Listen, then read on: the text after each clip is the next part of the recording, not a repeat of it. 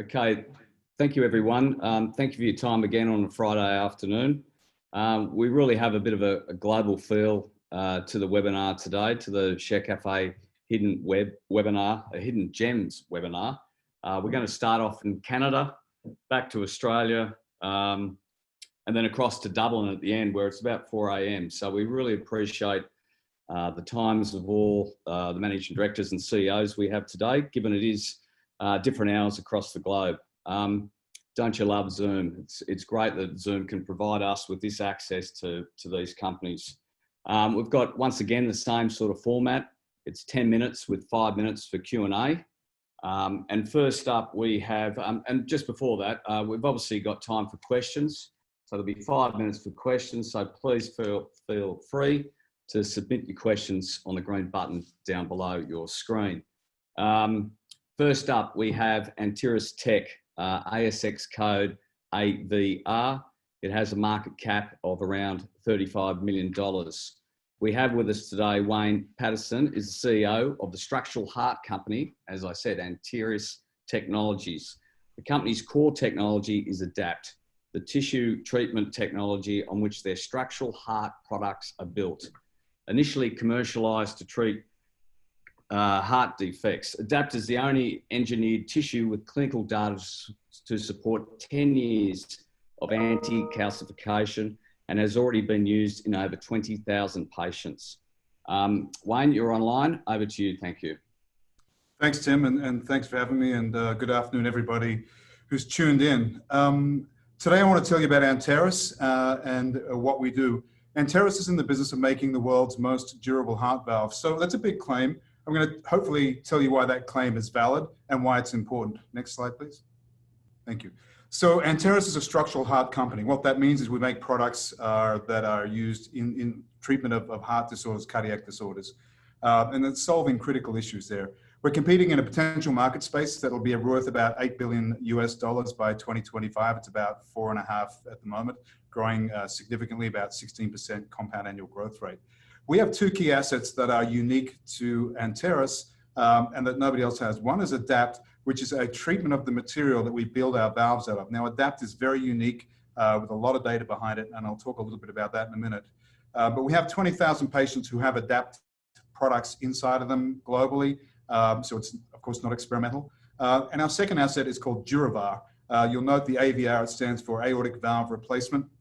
It's also the same as our ticker. Now, the DuraVar valve is built with ADAPT, which is a treated collagen, but it's also novel in its own right. It's a single-piece 3D molded valve, and it's the only valve of that kind in the marketplace. So both the valve has unique properties of its own, and it's made up of material that has unique properties. And I'd like to talk about that. Next slide, please.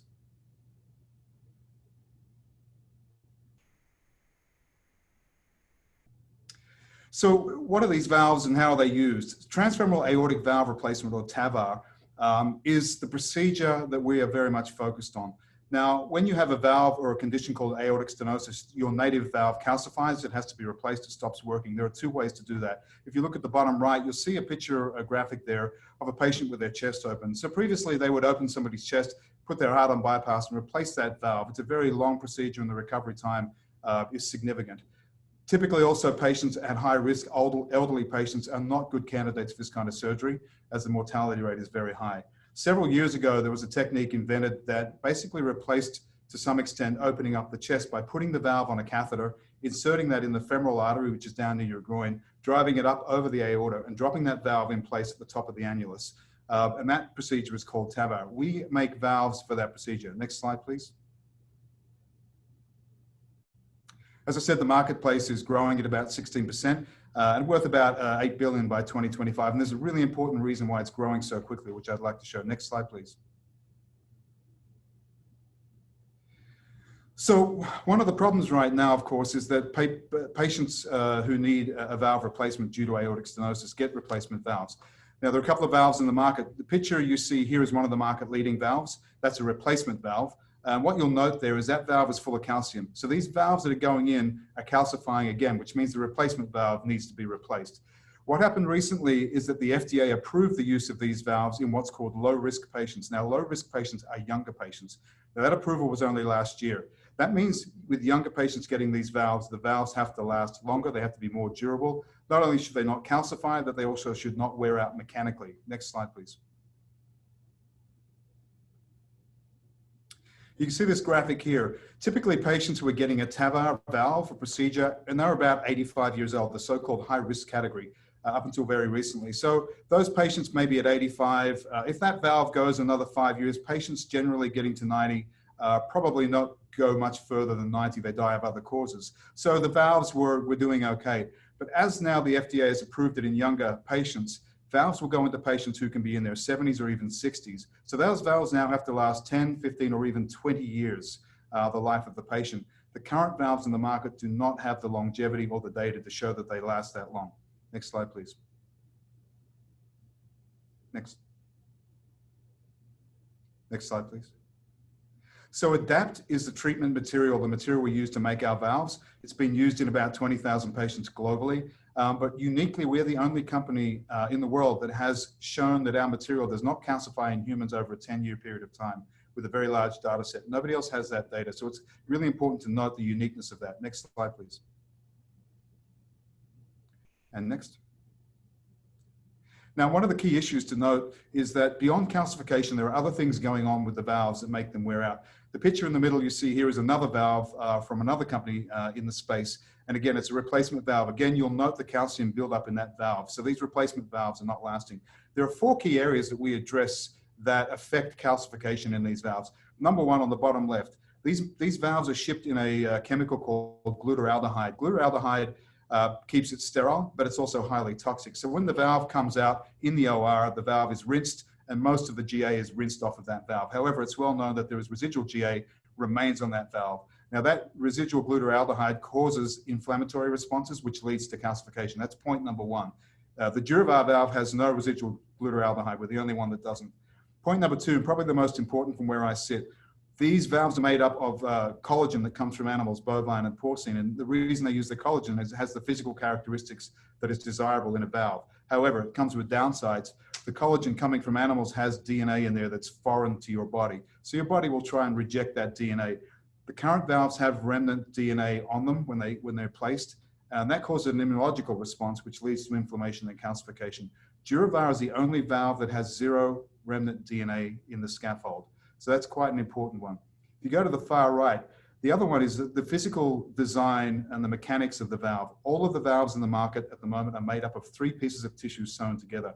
DuraVar is the only valve that's made up of a single piece 3D molded design. It's much more anatomically correct. But what we've found is it has about 35% less wear and tear on the leaflets. Now, this is outside of the calcium part. It just wears out more slowly. And importantly, it has a bigger opening area. So it seems to be hemodynamically superior to what's in the market as well. I'll show you that information in a minute. Bottom right, point number 4. These valves are sewn together into a frame, the bits of tissue of the competitor valves, and anywhere between 300 and 800 sutures are used, and it's done by hand. Now, those sutures act as a point of calcium binding, which is the first point. Secondly, they add significantly to the cost of goods and therefore the margin. DuraVar, because it's a 3D single-piece valve, does not need that many sutures, has about 20 or 30, which leads to a lower cost of goods, but more importantly, much less binding sites for the calcium. Now, if you could address 1 or 2 of these points, you would have already a step in the right direction for a more durable valve in the market. We actually address all 4 of those where nobody else addresses any of them. So that's quite important to note. Next slide, please. One of the ways we test whether our valves wear and tear outside of the calcium environment is to put them on a machine called a cycle tester. This machine pushes fluid through the valve very quickly and accelerates the aging of the valve. Every company has these. We test our valves on them. And it allows us to move a valve much more quickly to an age point that we can measure the wear and tear. You can look at this one here. It's one of our valves, DuraVar at day 1. It's 400 million cycles, which is about 8 or 9 years. About 2 weekends ago, we ran some valves past about 500 million cycles, which is about 12 or 13 years of normal use. It's obviously accelerated. It takes about 7 or 8 months to get them to that point. Now, there is a magic number here. The FDA requires that your valves must last at least 200 million cycles in order to get approval. We've tested competitor valves. Many of them fail at about 150, by the way, so it's an interesting number. The bottom number there, you see those 2.27 centimeters squared. That relates to the opening orifice, the EOA. Really important number. That measures how far the valve opens. Now, as valves get older and deteriorate, that hole gets smaller, less blood flow until finally you have to replace the valve. The DuraValve valve, because it shows zero wear and tear at 12 to 13 years, that EOA stays pretty much the same, which is really important in terms of the clinical benefits and outcomes. Next slide, please. Here's the one you can see. I don't know if you can see that video there. That's a valve. I think it looks pretty slow there. It doesn't actually go like that, but that's a valve in a cycle tester. When you're a physician looking at that, you get very excited. That valve is showing how a single piece valve actually works. The graphic on the bottom left is not anatomically correct, but it gives you some idea that the Anteris valve rolls rather than slaps. And that's why we think it wears out more slowly. The design is actually far better than the current valves in the market. Next slide, please. Of course, we've gone into humans, and what you see there in that graphic is the echo from patient number 1. That's a DuraValve valve. It looks beautiful the way it's working there. Now, there are many more patients we need to get. We just had patient 3 leave the hospital yesterday. I found out that this trial is happening in Europe. Now, what I did ask the hospital who's doing this study to do for me is to give me some numbers so I could compare to patients who were getting these valves in that hospital, and they were using commercial valves versus our patient number 1 who had a DuraValve valve. And the 3 things you measure to be able to check the viability of a valve is the peak gradient, mean gradient, and the EOA, the opening area. As you can see there, the peak gradient for the average of 1,400 patients with commercial valves was about 23. Our patient number 1 was 11. Mean gradient was 11. Our patient was mean gradient of 5. That's almost normal. So that's pretty amazing number. The EOA typically for a commercial valve is 1.5 to 1.9. Bigger is better. Ours is 2.9. That's really very impressive. It gives much better blood flow. Our patient who left hospital yesterday came out with an EOA of 3. So this data keeps replicating itself as we move forward. Next slide, please. So we are building the world's most durable valve by marrying the tissue science adapt with this incredible single piece 3D design. Next slide, please. Next slide, please.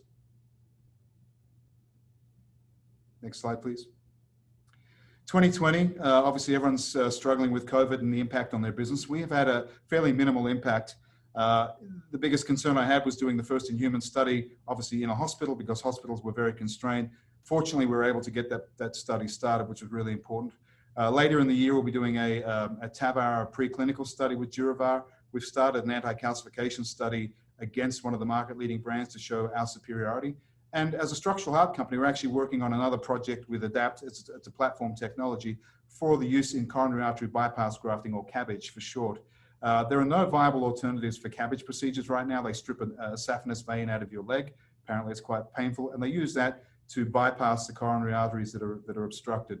The ADAPT technology works very well. We are right now adapting some conduits, and we will be starting an animal study later in the year to test this product in the area of coronary artery bypass graft. There are about 500 million procedures per year in the States, so that's quite a big market as well. More on that to come. Next slide, please.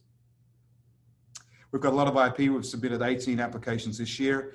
More to come by the end of the year. We probably will have done twice the number of IP submissions than what we did last year. Next slide, please.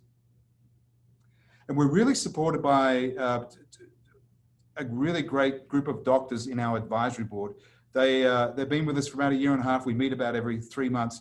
These doctors are top of the tree in terms of TAVR in the world and come from some of the biggest centers in the States here. They're all very well published. They're all very well known. If I look at Dr. Kapadia there, he is the director at Cleveland Clinic. It's one of the biggest cardiac centers in the world. Professor Reardon, Mike Reardon there, was the principal investigator of the low risk study that led to that FDA approval I mentioned, as with Professor Popman from Boston. All of these doctors are very well known, very well published. They're on the podiums. They work with us and help design the valve and the catheter. So in the hands of these users, we have a captive audience once we come to market. I should also add, we're supported by a significant fund in the US who is headed up by a physician as well, who's originally a physician, who supports the company a lot. So the science is resonating. It's not only validated by all the research and studies we have, but it's also validated, of course, by the experts out in the field. Next slide, please. So I'll park it there. We are developing the world's most durable heart valve. I said it was a big claim at the beginning. Hopefully I've been able very quickly validate that and tell you why it's important. But we've got the right science. The ADAPT technology is unique. Nobody has what we have, which is 10 years of data in humans showing zero calcification. We have the right design. Nobody has a 3D single piece valve in the market at the moment. Not only is it wearing out more slowly, much more slowly in fact, but it seems to have clinical benefits as the EOA is far better than what's in the market. So hopefully that'll keep repeating in the study. And it's the right time. The FDA have approved the use of TAVR in low-risk patients, which means younger. Therefore, the need for a much more durable valve is upon us right now, and the market wasn't quite prepared for that. I'll conclude my presentation there and go back to you, Tim. Great, thank you for that, Wayne. A couple of questions. In regards to a product like this, how do you distribute it to the market? So we'll come to market with a partnership. We are in discussion with several of the big companies here. They're all based in Minneapolis, actually. The global headquarters for the big device companies are here in Minnesota, which is helpful. So, you know, typically you get from where we are in the clinical stage, we'll be submitting to the FDA for our EFS study next year, 2021, also to the Europeans. That's the beginning of the process to get registration. And we would go to market on a commercial basis with a couple of the companies who are already in the space right now, who are looking for their next generation TAVR devices to make sure they can maintain market share. And so what's the like the business model here, the addressable market, the margin? How do you make a dollar?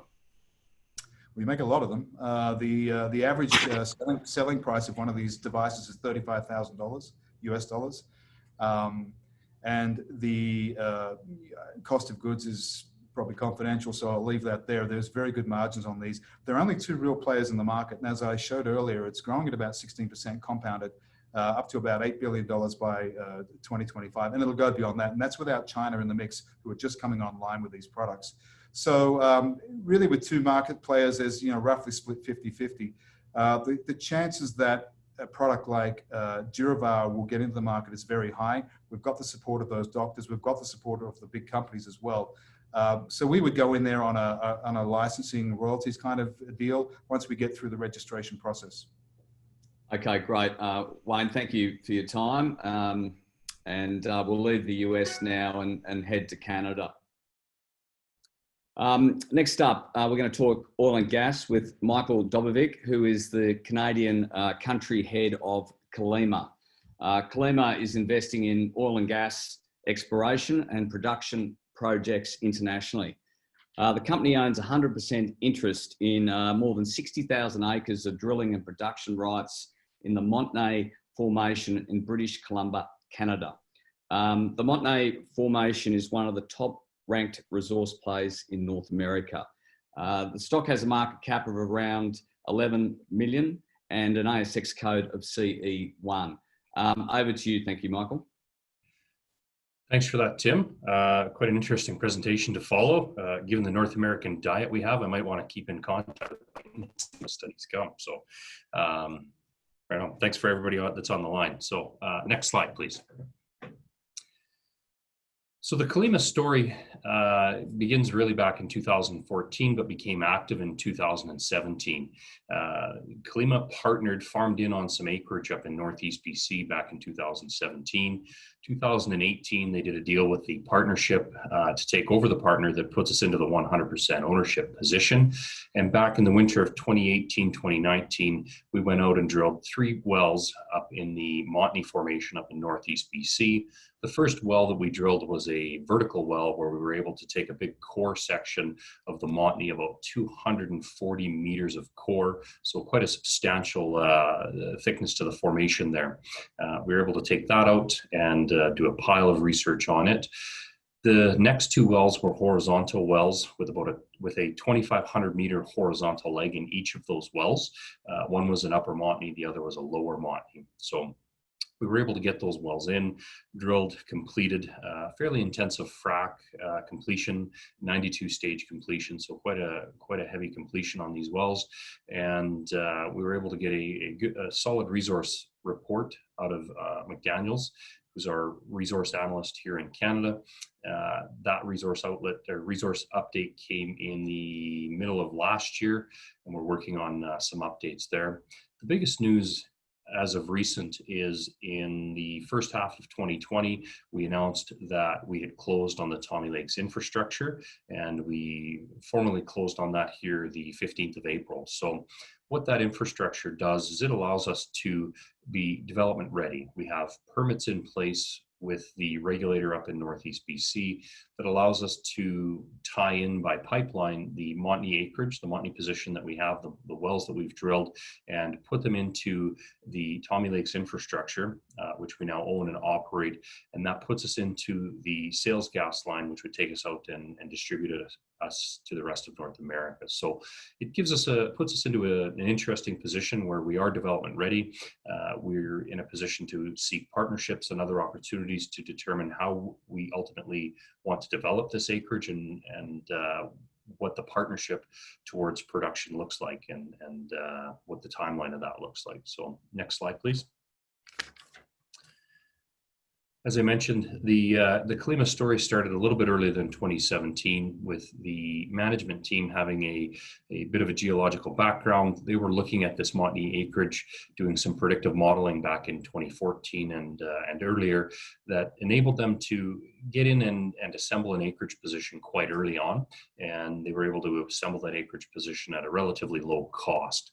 So that position allowed us to go out and drill the wells the following year. So we were able to prove through the drill bit the two main things we were after. One is this liquids rich gas, which we found it was, and two was the gas overpressured, and we were able to prove that. So we were able to do that. We executed with a really small team up here in Canada, some strategic partnerships with some consultant agencies here, and allowed us to come up with that solid resource report. And then we've continued to move forward with getting our project development ready. So we're in that position now, permits in place, ready for a funding partner that would enable us to get these wells on production and get this gas flowing and liquids flowing to market. Canada, as we like to think of ourselves as a leader in environmental performance, a country that has a high ESG rating. And then the other piece here is our investment. Our executive team is well invested into this project, significant shareholders. The directors are taking fees in shares rather than cash to help us maintain our cash balance. And the rest of the team here, we're taking a portion of our salaries in shares as well. So we're heavily invested, as well as during the last rights issue, the management team heavily invested into that as well. So next slide. So here we are up in Northeast BC. Kalima sits on 63,000 plus acres of Montney rights, Northeast BC. The McDaniels report I mentioned earlier, the reserve report, showed that we had around, we had 1.176 T's of gas up in Northeast BC. So a significant reserve report that we were able to pull together after the success of our wells, the drilling and testing of our wells. The other interesting thing is we were able to convert about 60% of our core acreage to long-term leases. So when you originally acquire the drilling rights to these areas, you have a certain window of time. You've got to go in and drill them. And then if you drill wells based upon the depth and length, then you convert the acreage to a longer holding position. So about 60% of that acreage, we have a 10-year tenure on it. So up until 2029. So some good timeline in front of us there. The wells that we drilled and tested, as it shows there, top quartile wells. The wells we were able to book reserves around 8 BCF of gas for these wells, which in comparison to some of the similar wells that were coming in at that time frame were in that 5.5 BCF. So a significant increase in what the industry was seeing for recoverables there. One of the other interesting things to point out on the map is some of the neighbors we have up there. Tourmaline, Black Swan, and Petronas are some of the larger gas operators in Western Canada. Look at them to be some of the aggregators that are going to put some of these acreage positions together. Obviously, Petronas, one of the larger ones on the map, is also a significant partner in the LNG Canada facility that is being developed on the west coast of Canada. So we're in good company up there. Next slide, please. So this is a quick snapshot of the Tommy Lakes infrastructure that I mentioned earlier. So When we first set out to drill the wells and look at where we were going to tie in this production, the Tommy Lakes infrastructure was the natural fit. We were working with the previous operator, negotiating tie-in agreements and so on and so forth. And then they made the decision to shut in their wells that were tied into this field. And so that gave Kalima the opportunity to take over a little over 30 kilometers of pipeline. We secured 3 compressor sites and a campsite to enable the workforce up there. So pretty strategic acquisition. We picked it up for really good price. We essentially picked it up for the liability associated with it. The replacement value of this infrastructure is around $85 million. So it's a sizable investment that we were able to get into our name. The field was put to bed last winter and preserved accordingly. It's laid up for us, ready to initiate the development and turn this field on. So we're, with the permits we have in place, we're about a 6-month turnaround to be able to get this well, these wells onto production. And the infrastructure we've acquired it was built at a nameplate of 50 million a day, so lots of access for capacity increase there. And then the other interesting thing to note is the tie into the North River midstream infrastructure. So that's a 12-inch sales gas line, lots of capacity into that line, and that ties us into the remainder of the North American infrastructure. Next slide, please.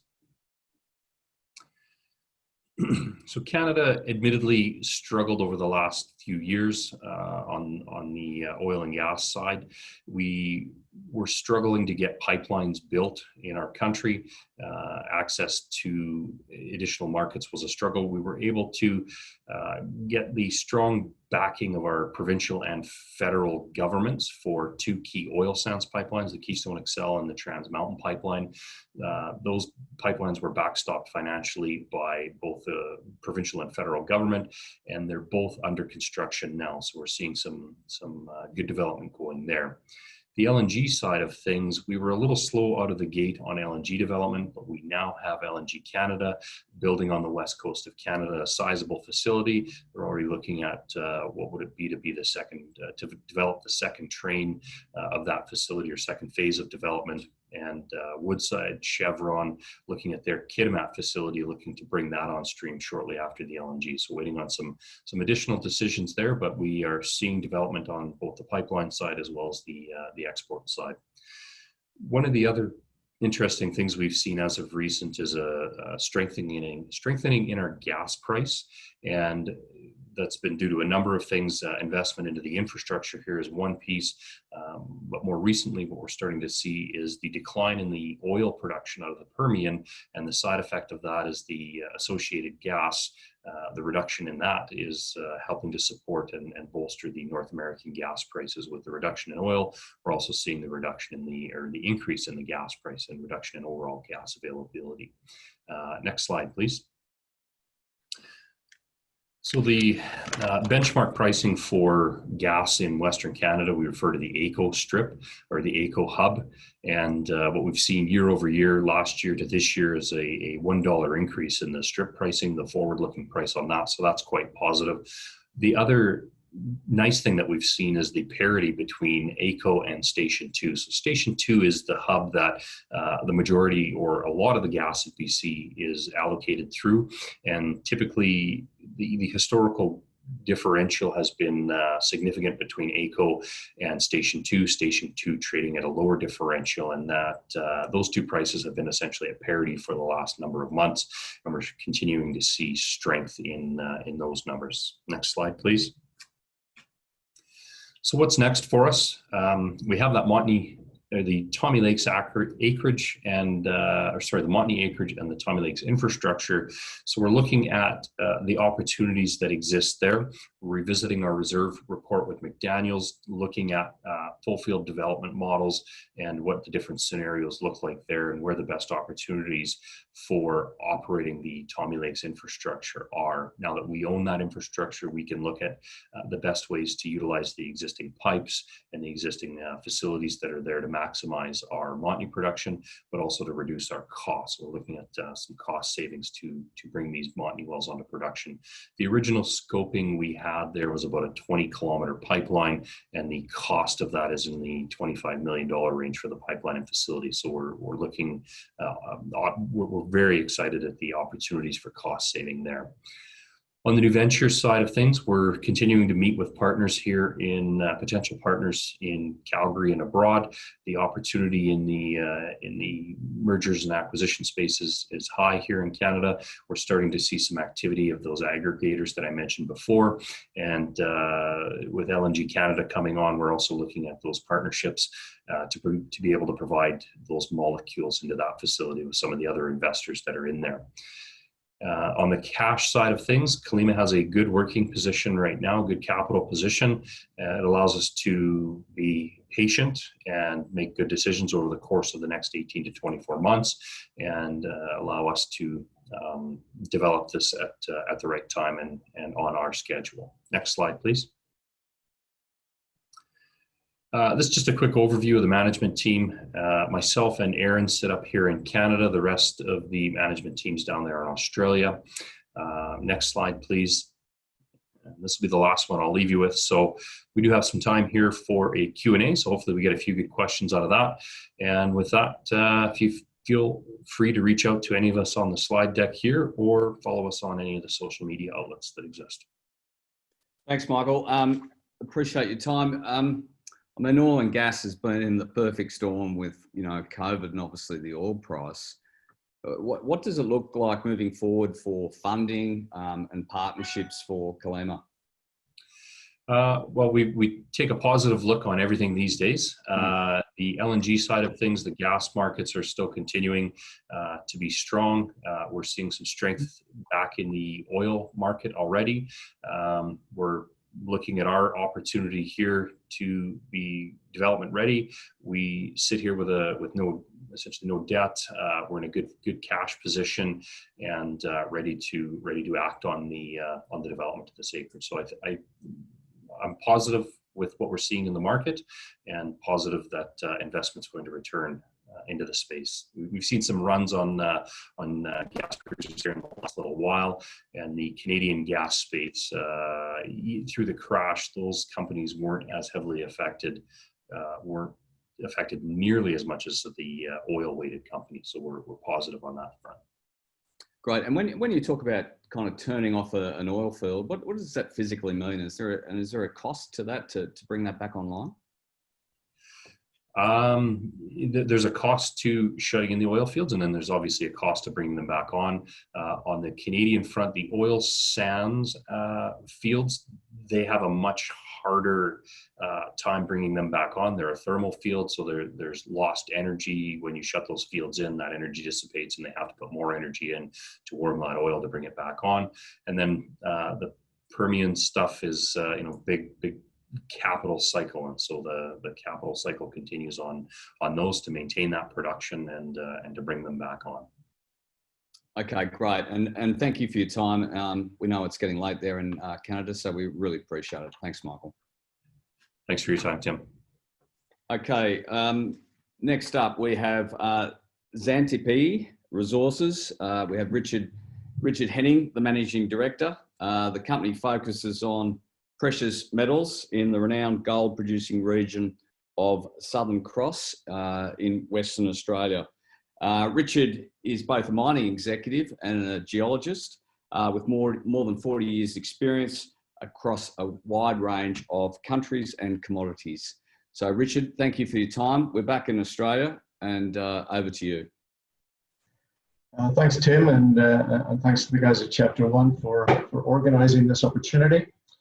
I'll not take too long over this presentation. I tend to move through fairly quickly, so I'm more than happy to have any questions at the end of it. So very quickly, our summary. We've moved into this space just in the last few months. We recognized Southern Cross as one of the most renowned areas for gold mining and gold exploration in Australia, particularly in Western Australia, with more than 15 million ounces already known in the Greenstone Belt. I'll go on to talk a little bit about the drilling as we go through the presentation. But I think the focus really for Xantippe is going to be on gold for the near future. Just a little bit of background to the company. 6 months ago, we were Peninsula Mines. We had a very strong presence in Korea, in South Korea, looking both at graphite and at base metal opportunities. We still hold those positions in Korea. But about 6 months ago, we had the opportunity of, presented to us by Greg Cunnold and one of the local prospectors in the Southern Cross area, a chap called Vern Strange. And they've spent the last 2 years putting together these 22 contiguous tenements. And they presented us with the opportunity of buying an option to look at those and develop the area. Now, we believe that's a very exciting prospect. And to the fact that Greg has retained significant ownership of the company, some 13%, and is also a director on the board, I think gives us a great deal of insight to the local area, and with local logistic support, we can move very quickly. Next slide, Colin.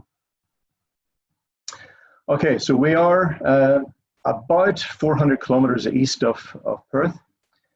It's no more than a 4-hour drive across very good highway.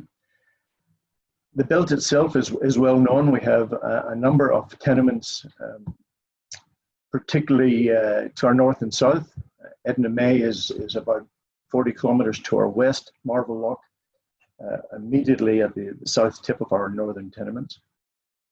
Significance of these mines is that they have also got processing opportunities, processing plants. So when we have a resource that we can actually mine, processing should be a very easy option to us in terms of proximity and good neighbours.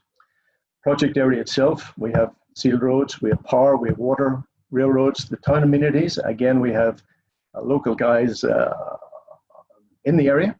So we already have our mining logistics and infrastructure set up for any time that we need it. And again, that allows us to move very quickly.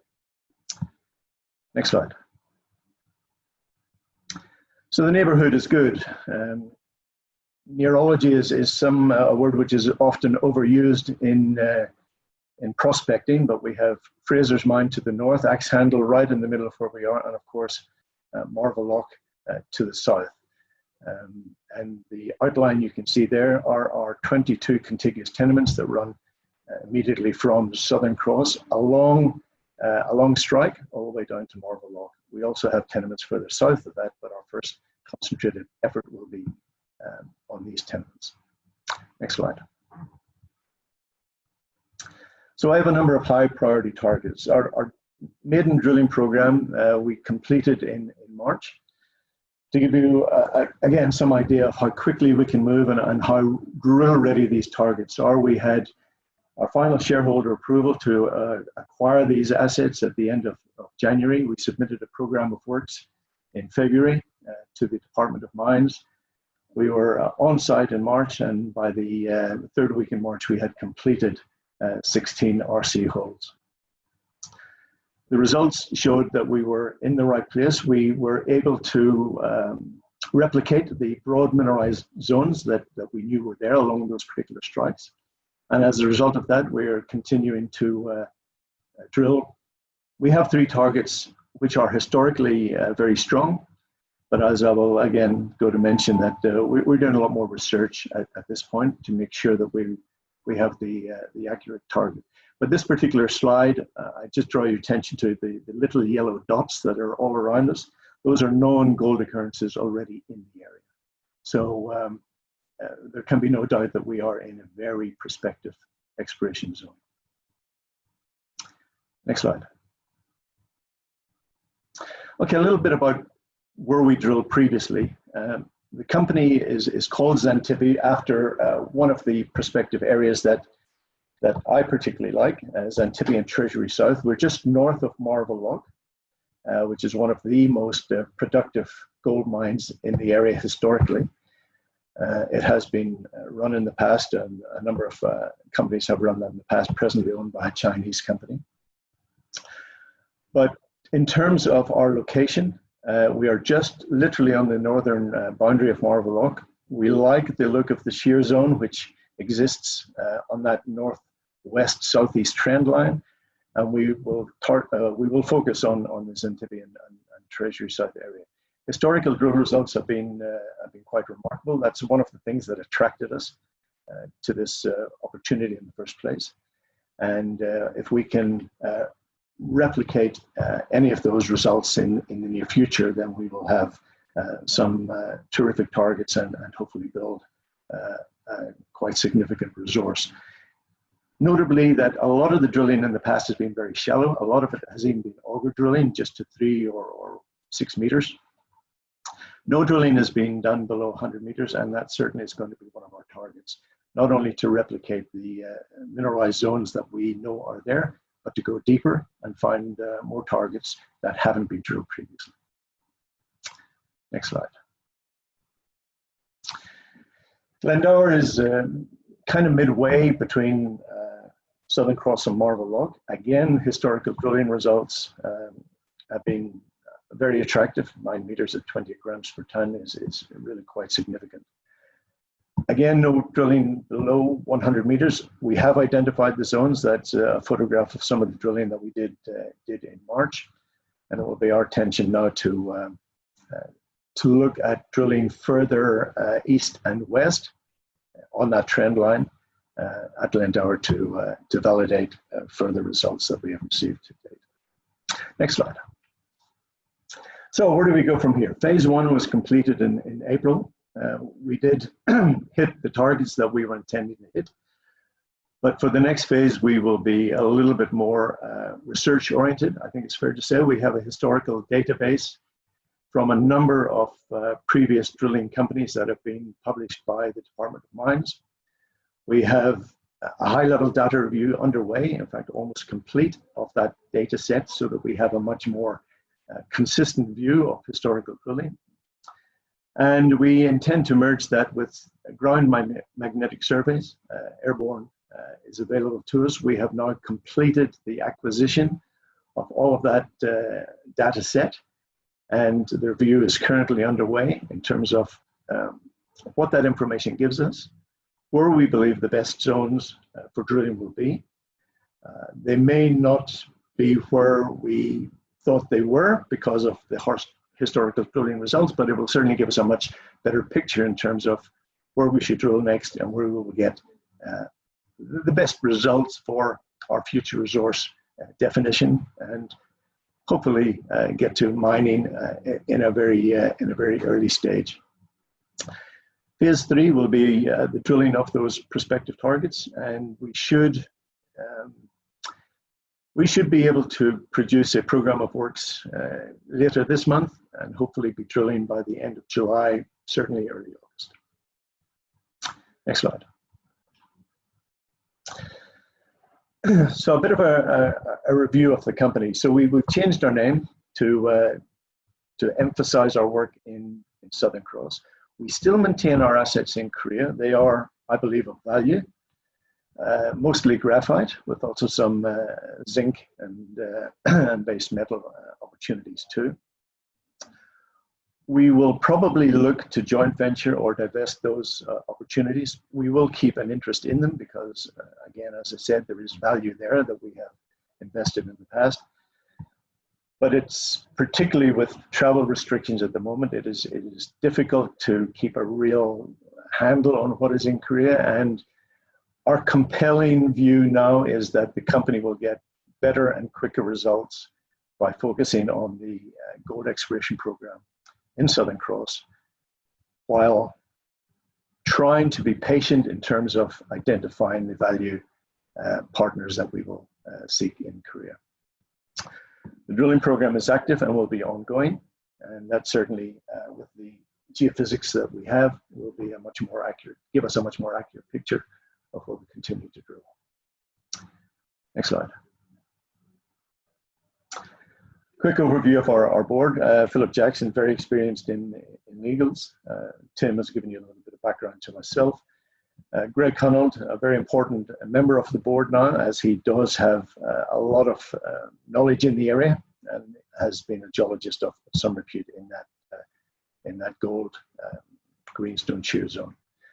Young Yu, very experienced in Korea. In fact, he was our key man, and remains our key man in terms of what we will do with our Korean resource and the partners that we will seek. It is our intention that we will probably look for Korean partners rather than anywhere else in the world, because we believe that that is probably the best way, again, to retain the value and keep our projects there with some value-added intent.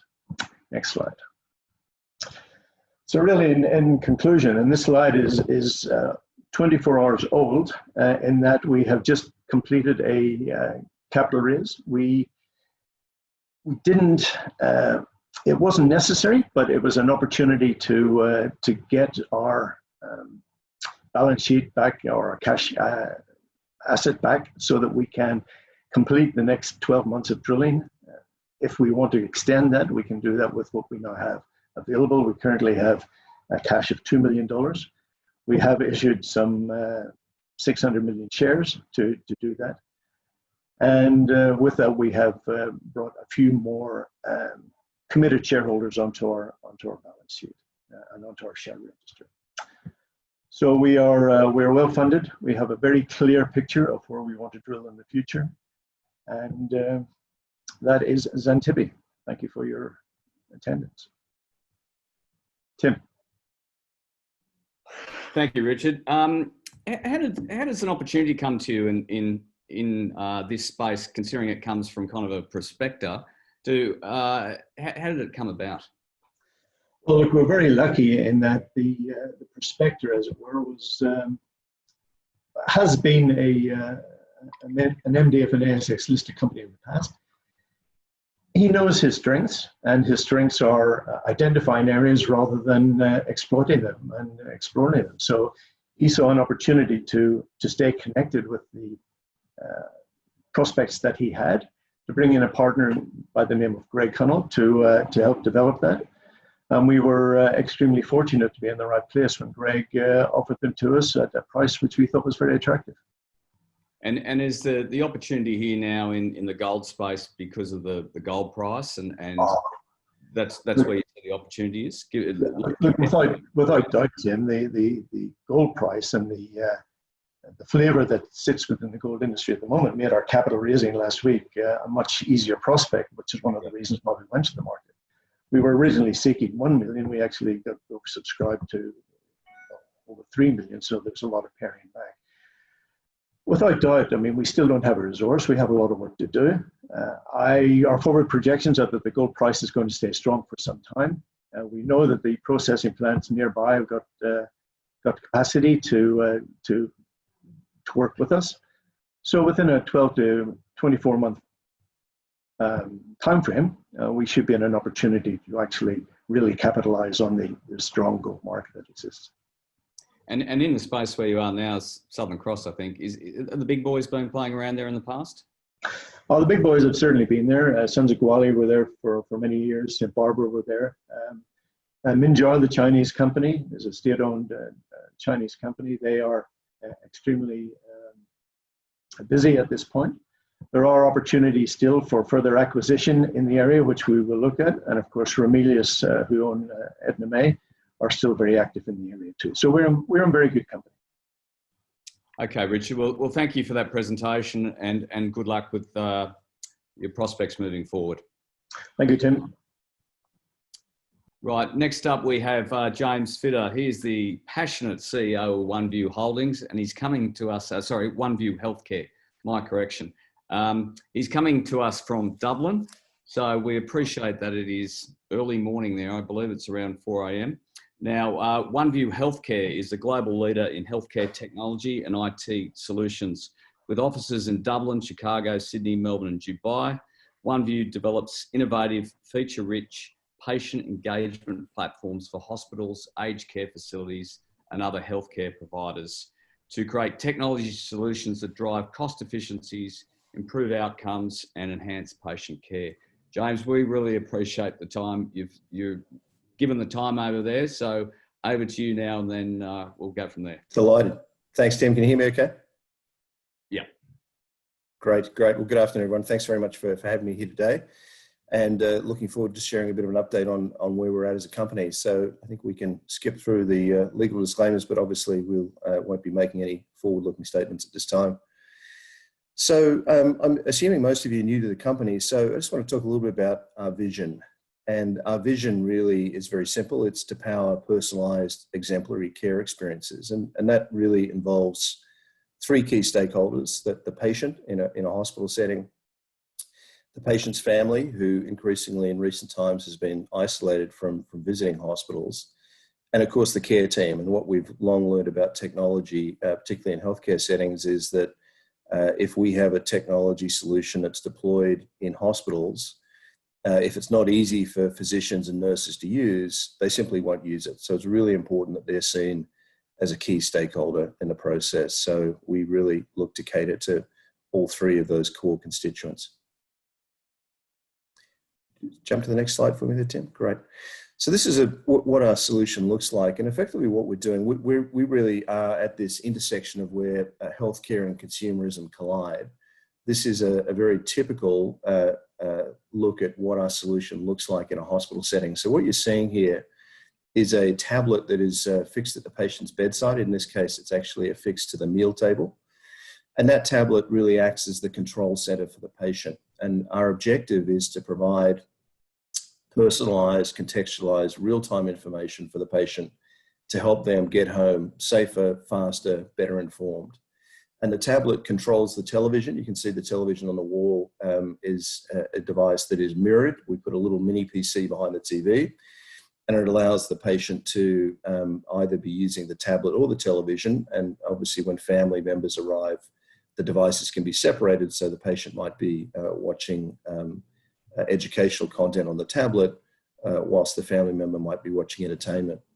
But what we're really trying to do is bring together, if you hop to the next slide for me, Tim, a very disparate bunch of systems that typically don't talk to each other in hospital settings. And we rely on information that's provided to us by the electronic medical record. Would you just hop to the next slide for me there, Tim? There we go.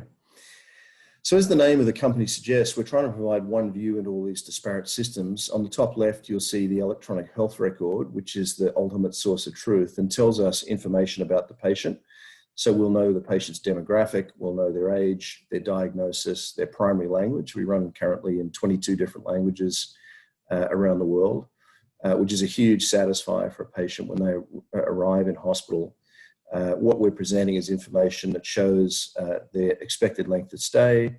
We're pushing daily goals and educational content that is specific to them, but we're also putting them in charge. And these are all the different systems that we integrate with, and this is really the core to our value proposition. One of the curses of healthcare technology is that the lack of interoperability. A lot of these systems typically don't talk to each other.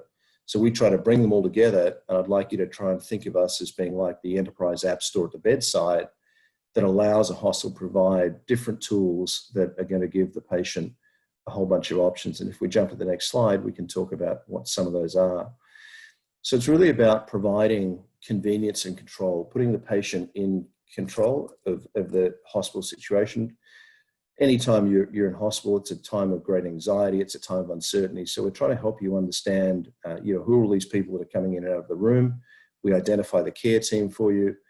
We want to make sure that we're providing a technology platform that liberates nursing to focus on what they really want to focus on, which is caring for patients. So for example, every hospital bed in the world has a legal requirement to have a panic button. It's called a nurse call button.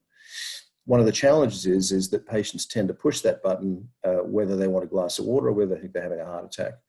So what the OneView platform allows us to do is to set up service requests. So if the patient simply wants a pillow or a blanket or wants to control the temperature in the room, we allow the patient to take control of that. That's a really important issue in terms of liberating nursing. Nursing is, there's a global shortage of nursing talent. It's estimated there'll be a shortage of over 1 million nurses in the United States by 2024. So anything we can do to take pressure off nursing and liberate them to do what they want to do is incredibly important. Distraction and calming is a really important part of recovery, and that means providing the kind of digital tools that patients are increasingly expected of at home, which would include things like Netflix and Spotify or iView or the SBS player in the Australian context. We want to provide those, and includes meditation content, so a huge range of content to allow them to be distracted from the pain, particularly in a pediatric setting. That's really important. Measuring and managing experience, so we want to get a sense if a patient's having a bad experience in hospital, we need to know. Hospitals both in Australia and the United States poll their patients 6 weeks after discharge. In the United States, those patients are asked 11 questions about their patient experience. Those answers are collated, and every hospital in the country is ranked from best to worst. And if the country starts to fall into the hospital starts to fall into the lowest quartile, they start to lose their federal funding for Medicare and Medicaid patients, which is a big deal. But more importantly, hospitals that are well ranked tend to attract higher occupancy in any high fixed cost business. That's a huge driver. And discharge readiness is allowing us to use the platform to help the clinician prepare the patient for discharge, which includes, of course, telehealth capabilities, which we'll talk about in a second. So the problems we're solving, as I mentioned, it's an increasingly competitive business in healthcare, particularly in the United States, where there's been massive consolidation. Consumer expectations are growing. Consumers really want to have access to the kind of tools they have in their own home. In a hospital setting, there's huge pressure on clinicians already, so anything we can do to liberate that is incredibly important. And we know from research that's been done by Accenture and others that hospitals with a superior customer experience generate 50% higher margins, and that has a lot to do with the technology savings or the efficiency savings that get driven from solutions like ours, but also from word of mouth. If patients have a fantastic experience or clinicians have a fantastic experience, they'll tend to recommend their patients attend those hospitals. Just a quick fly through some of our customers in Australia. Names will be familiar. Some of you will be Epworth in Melbourne, where we're deployed in 8 hospitals. For them, where we've been there for 5 years. We're currently deployed across the MARTA system in Brisbane, where we're in 7 hospitals. We're at Sydney Kids at Randwick and Westmead. In Sydney, we're at Cairns Hospital in Queensland, the Chris O'Brien Lifehouse. And you'll see that we're also, obviously we'll talk about the US in a second, but we're also in the Middle East and Southeast Asia, which I think really speaks to the global nature of the problem. We're currently live in 55 hospitals across 18 different cities. And if you jump to the next slide, Tim, you can see that in the United States, we're very proud to count 3 of the top 20 hospitals in the country as customers. University of California in San Francisco is an hour from Silicon Valley. We won that business 5 years ago. When they went out to tender, they fully expected that a Silicon Valley company would win the business, and lo and behold, a small, rapidly growing Irish company won that business. And New York Langone is our most recent logo in the United States. They're one of the top 10 companies in hospitals in the country, and have been the first customer to adopt our cloud solution, which we'll talk about in a second. Our business model is very straightforward. It's a subscription-based software model where we charge the hospitals per bed per day, whether that bed is utilized or not. Our average is currently running at around just under $3 per bed per day. We have around 11,000 contracted beds globally, about 8,500 of those beds are live. They're typically 5 to 7 year contracts. Some are a little bit shorter, but we're also very proud of 100% retention rate. Hardware, we obviously deploy tablets and televisions in hospital rooms. We don't do that ourselves. We outsource that to a system integrator. But where we are providing customized hardware for our Android platform, we're also generating about 20% margins on hardware. And of course, we charge professional services for implementation and optimization. And because we take all of our employee costs below the line, that effectively translates as significant margin for the business as well. A couple of quick financial highlights. Last year, we grew our recurring revenue growth. It was 32%. We had in Australian dollar terms around about $8 million of recurring revenue. Our margins, 60% gross margin, which is a combination of the software margin, which is close to 90%, diluted somewhat by the hardware margins. We've been through a very aggressive cost management exercise in recent times. and we have a very strong healthcare pipeline of business, including 4 of the top 10 hospitals in the United States. Quick couple of slides. I've only got 3 to go, and then I'll be delighted to take a few questions. Just our response to COVID. Obviously, this has been a seminal moment for the healthcare industry globally. We've seen hospitals, both in Australia and the United States, pause elective surgery, which is unsurprising given the impending crisis in Australia and the actual crisis in the US. And obviously, that's put significant financial resources under pressure at hospitals. We're seeing reduced capacity, and that capacity is going to be somewhat constrained due to social distancing protocols going forward. But I think the thing that's been incredibly important for us is trying to understand how we can use the OneView platform in the room to enhance telehealth capabilities to deliver virtual care, virtual rounding, virtual translation. And that's exactly what we've done. So we've developed a cloud solution. If you jump to the next slide for me, please, Tim, which really has enhanced the value proposition for our current customers. It allows them to deploy the solution without OneView staff requiring access to the hospitals, because a number of hospitals in the United States are preventing access from vendors at the moment. But what we're able to do is, in the midst of the crisis in New York, we developed this new platform on the cloud, which allowed a clinician, a nurse, or a doctor to launch an enterprise quality video link to a patient, a high-risk patient. What that meant is it prevented the care team from having to don protective equipment to come and visit that patient. We could launch a call on Cisco Jabber, on Zoom, or on Microsoft Teams, which enabled those care teams to have a high-quality conversation with the patient without putting themselves or the patient at risk. And importantly, we extended that to visitation. So if you just jump to the next slide, Tim, to the final slide, I'll show you what this looks like. So this is the actual solution that was deployed at NYU Langone. You can see we provided educational content on COVID-19 at the bottom. When you click on these tiles, the virtual rounding allowed, in this case, Cisco's enterprise rounding system to establish the virtual communication between the care team and the patient. We integrated with a virtual interpretation service called Marty, which allows language translation to be brought to the patient's bedside. And virtual visitation was done to allow family members who sadly, as many of you will know, are prohibited from visiting during the crisis. So it provided a communication channel directly between the patient and their family members. And of course, we provided things like Netflix and Spotify for the families as well, for the patients as well. So I hope that gives you a very quick run through, and I'd be delighted to take any questions if there are any.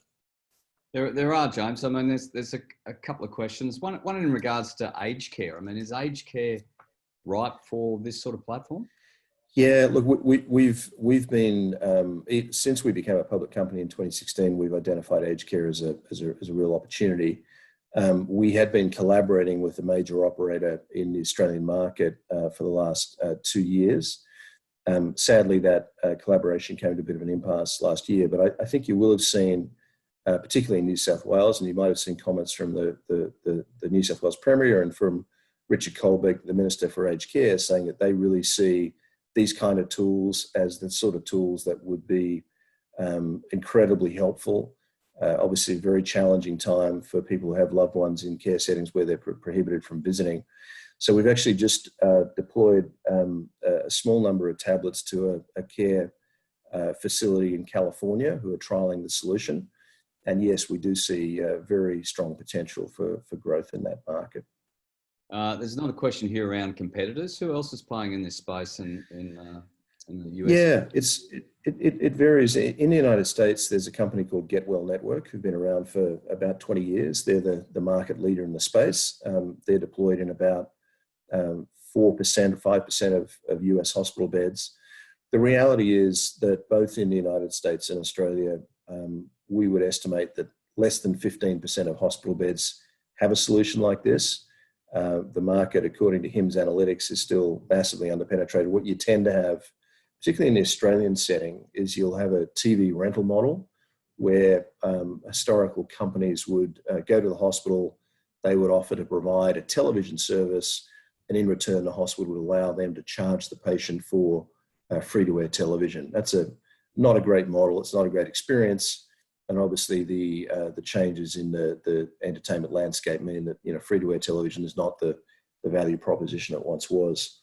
So in Australia, Hills Industries is a listed company that many of your listeners will be familiar with. They bought a number of those TV rental businesses in Australia and continue to support that model in different parts of the country. And then the nurse call company, Roland, which is the largest and very well-respected nurse call company in Australia, they resell a German product from Siemens called HiMed, which we bump into occasionally in Australia as well. And I mean, it's a massive footprint you're taking on. When do you become cash flow positive? Yeah, look, I mean, the one thing we'd say, I think we're incredibly proud of the customers that we've brought to the table on 4 different continents. I think that speaks to the need for the solution. The one thing I think that we would all accept is that healthcare, unfortunately, moves at glacial pace. And whilst we all understand the value proposition for what we do, and our customers do as well, there is a significant inertia in healthcare decision making, and I think that just means that we've certainly cracked the early movers. The progressives have gone very quickly, and I think we all fervently believe that this is the kind of technology, particularly with what's happened with COVID. I think this could be the sort of seminal moment that helps these kind of technology platforms move from being seen as a nice-to-have platform to a must-have platform. Yeah, I mean, there's been lots of questions about COVID. Is that the catalyst for wider spread acceptance moving forward? I think what it's done, Tim, is I think it's really helped. We, for example, at UCSF in California, we put video cameras in the room 5 years ago, and the clinicians really kind of struggled to understand what the use case was for those devices. And I think what this crisis has done is really helped validate why it's important to have that kind of capability in the room. I think the scope of the platform, we built on an Android platform. What that allows, as I said, is we effectively become like the enterprise app store for the hospital. And increasingly what will happen is that different vendors, there are so many amazing healthcare IT vendors who have a single application, but the hospital doesn't want to have 3 tablets in a room. So we see that as an opportunity to leverage the relationships that we've already built and host those other platforms going forward. Oh, I mean, I can see that. That makes a lot of sense. So we appreciate your time, James. It's a great story, and good luck establishing a global footprint. Delighted. Thanks very much for having me. Thank you. Okay, that's all we have time for this week. Next week, stay tuned. We're a little bit out there next week. We're looking at the psychedelic drug industry in Canada. That could be an enormous opportunity for investors moving forward. We've got some Canadian companies presenting and an industry expert. A lot of these companies are looking to become dual listed. Obviously, psychedelics are being used to treat mental health illnesses widespread across the world. So there's an opportunity there to hear a different story next week in our webinars. So thanks for your time, and see you next week.